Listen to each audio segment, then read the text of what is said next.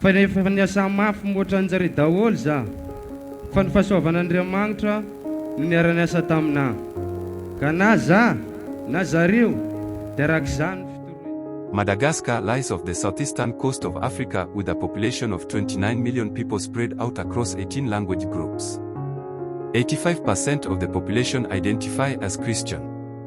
They had their first Bible translated into the Malagasy language in 1835. Close to 2 centuries later, the first translation in the local Betsileo languages in 2022 and Simiti in 2023. Pastor Njatu differed with the notion that the 18 languages spoken in Madagascar were dialects of the Malagasy. And I can say that all tribes in Madagascar are represented in our church. But one of the problems is when they come to the church, they feel like a foreigner. And I say, wow, why it's like that?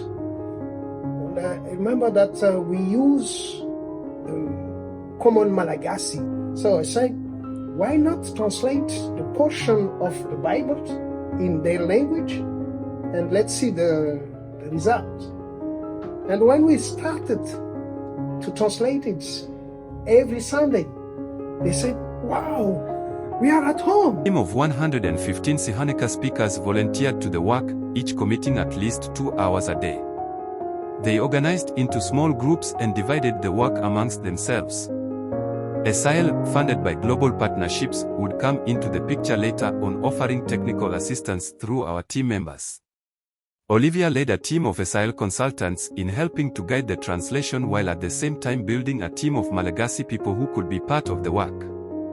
As a result, 1 Malagasy-speaking consultant has been confirmed and 3 are on their track to become certified, and we have 3 interns being internationally trained.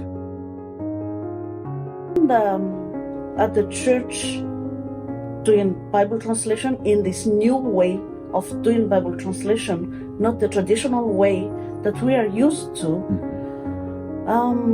it's amazing. Olivia coached the volunteer translators through the process until they had completed translating the entire Bible into Sihanaka in a record 2 years. By this time, the New Testament was not only fully translated but also fully checked and ready for printing. The Sihanaka Bible translation turned to be a church-led, community-owned project. Pastor Njatu and his team applied a local strategy, led and supported by the local church. This will be seen by the excitement that engulfed the phenomenal 2-day dedication. That had been preceded by 21 days of having each chapter of the book of John, the first to be translated, read on local radio.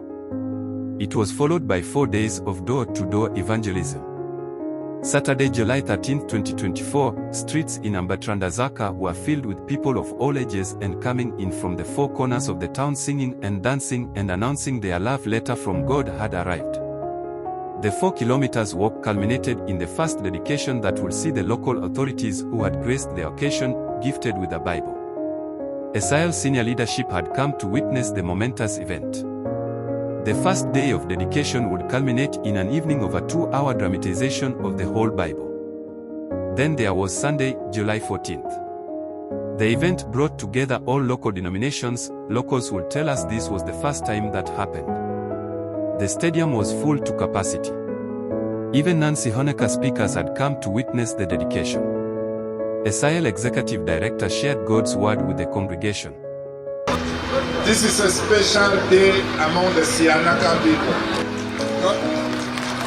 God is telling you today, God is telling everybody, each person who speaks the Sihanaka language, that I love you.